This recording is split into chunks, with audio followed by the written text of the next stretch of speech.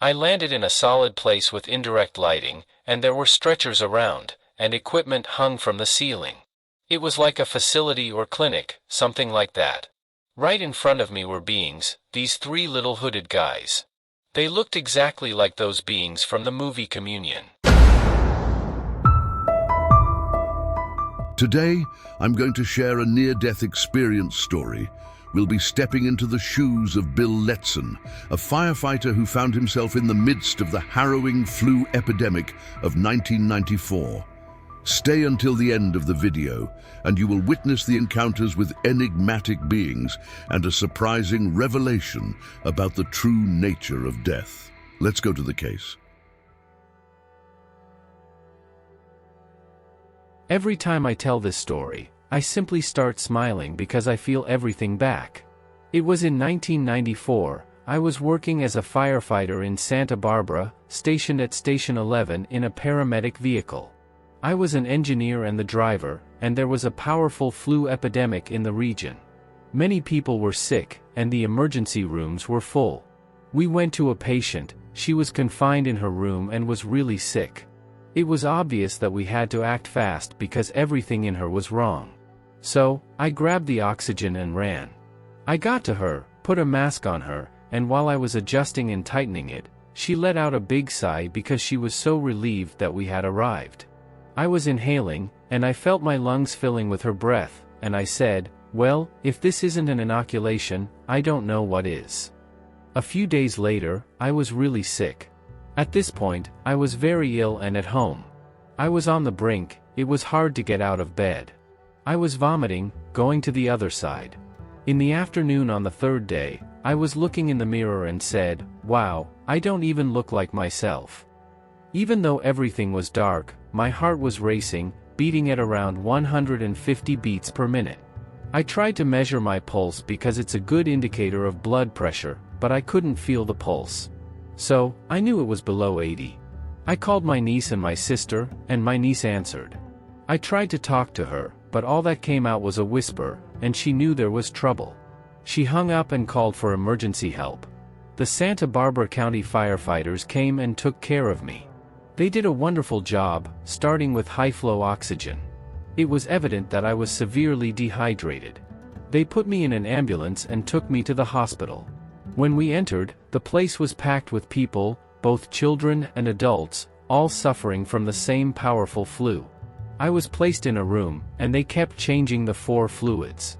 I had already received several bags of fluids by then, and I think one more was hanging the next day when I left. They said they had given me 11 liters of fluids, trying to rehydrate my system because something had happened, and I don't blame anyone. This is where we come from. We catch glimpses of it here when we score the winning point, land the job we wanted, or get the girl. It's all those victories, adding them up and multiplying by 1,000,000, that's your vibration. So, yes, we descend here to experience these really dense and rough vibrations, and it's truly a wonderful gift. It really is. I was moving forward, experiencing a continuous cosmic orgasm, feeling like I had been released from a hot, dark closet. I was this enormously expanded cloud, a massive balloon. It felt like I had left for good, and I kept telling myself as I flew and enjoyed everything, how the hell did I believe I was that guy? It was crazy that I was that person with all these good and bad points and triggers. You know, we all have them, emotional triggers that can lead me to anything like depression, and they were gone. All of it was gone. It remained with the person who was Bill Leon. I had full knowledge of Bill Leon's entire life. I knew all the details, and I wanted nothing to do with it. I liked him, he's a good person, but I wanted nothing to do with it. The idea of going back was out of the question. I was well aware that my body had been left behind, like a banana peel. What are you going to do with a banana peel? I'd throw it away, and that's what it felt like. So, I was flying, and suddenly I landed. I landed in a solid place with indirect lighting, and there were stretchers around, and equipment hung from the ceiling. It was like a facility or clinic, something like that. Right in front of me were beings, these 3 little hooded guys. They looked exactly like those beings from the movie Communion. They were in front of me, with big smiles on their faces, dark hoods, and small chubby bodies. A woman once told me she was taken by them many times as a child. She used to call them Boer men. The Boer men came and took her. When she saw the movie Communion, she dropped her popcorn, saying they looked exactly like that. I've received several emails from people saying, "Thank you for sharing this, I thought it was just me." Anyway, they seemed I don't know if scary is the right word, but they seemed different. But to me, they were lovely and were asking things like, "How was it? What did you learn? What can you tell us?" I was extremely confused suddenly being in this place with these cartoonish beings. One of them stepped forward, looked at me for a long time, then turned to the other two and said, "He doesn't remember us," and they all started laughing. I was like, well, guys, I'm having a bit of trouble suddenly. Things are getting really weird from my perspective. I said, "I kind of remember you, but give me a little time." They were laughing and jumping around, they were wonderful. There was another guy who was kind of in charge, stepping forward. He was tall and slim, had this incredible static smile, eyes wide open, eyebrows raised, and this wonderful laughter.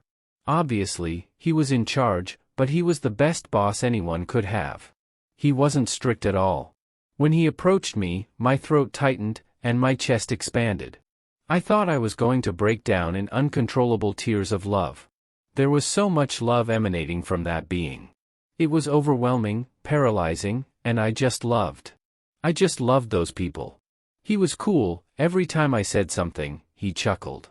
I could feel it inside me, he had this laugh.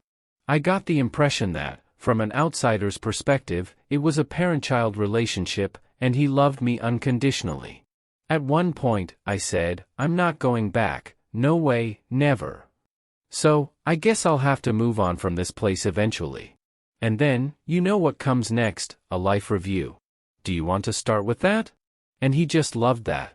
He had a lot of fun, as if I were a little kid trying to take control. He said, sure, let's do that. How do you want to start?" So, I began to speak, started telling stories about jobs I wish I had taken.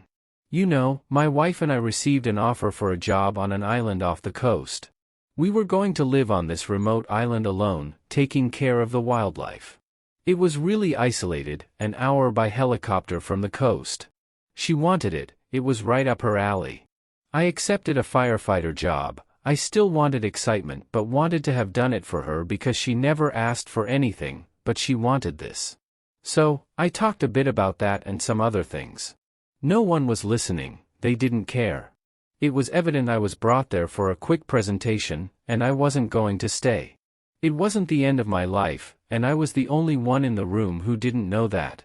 At one point, he said, "Okay, that's enough," stepped forward like a parent, and said, "Time to go."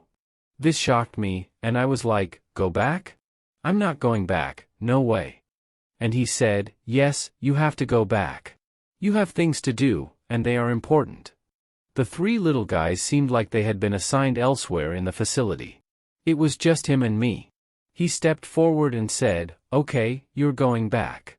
As he took a step forward, I felt myself slipping back. The place began to disintegrate, dematerializing as if I were being broadcasted out of there and tuning into another channel. I was going to another frequency, and it was a descending feeling. I fell into darkness. It wasn't a good place, it wasn't where you'd want to be. It was lonely and gloomy, you wouldn't want to stay there. So, I was back in my body, and I woke up. The nurse walked by and said, "You're awake." I said, "Yes, I need to talk to you." She said, "I just need to tell the doctor, we were worried about you. We didn't know what was going to happen to you, we didn't know what was going on." I said, "Okay, fine. You can talk to the doctor, but first, why the hell am I back here?" I was irritated. I said, "I was at home, I left here. I was at home with my best friends. How did I end up back here?" I was convinced of it. She said, "Dear, you had a near-death experience. But you came out of that experience and now you're back with us. You'll have to come to terms with that." I thought it was very good advice because after such an experience, anyone who has an experience like that, yogis and spiritual teachers, they'll tell you to go back to your life, chop wood, carry water, and do things that sustain your life and keep it going. Because you're on a journey, you're a soldier for the higher self, that higher version of you that came for experiences that are mapped out. Go back to work and make it proud that you did your best and made the choices of higher vibration in this life. So, what's the purpose of that brief, dark place I passed through before returning to consciousness? I came to the conclusion that it's up to us to create our vibration. When we live our lives and our vibration is low because we were selfish, egocentric, and malicious, we all know those people, we all know them. When we leave our bodies, our vibration will match the low vibration of those lower places, and that's where we'll get stuck. It's not forever, it's just until we figure out where we went wrong in this life. Because we are these infinite and incredible beings. If you listen to people who talk about going to hell and back, it's like they resolved it. A woman was in a coma for weeks, and at one point, she resolved it. She started singing a spiritual song she sang in church, and she came straight out of hell. But she said most of the time, she had no idea she was dead. This leaving the world in a frightened state, you will wander through these low vibration places until you can resolve that haunting. And for some, it might be a long time while we go through our lives, figuring out what we really are, who we really are, and we die well, realizing that we live forever and cannot be harmed. I just need to stay the course, follow the light. We're living in an illusion, it's a play, and we all have roles in it. But when we go home, you don't want to come back here. This thing we call death, we completely misunderstood it. It's a beautiful thing, it's an instant upgrade of 10 million. Instantly, we don't lose anyone, they left the physical and went back home, just a little further down the trail than we are now. But we'll see them again, and everything is okay. Everything is beyond okay for them. If you enjoyed this near-death experience story, subscribe to the channel, give it a like, and comment your opinion. Thank you for watching. If you want to hear another near-death experience story, click on the suggested video appearing now.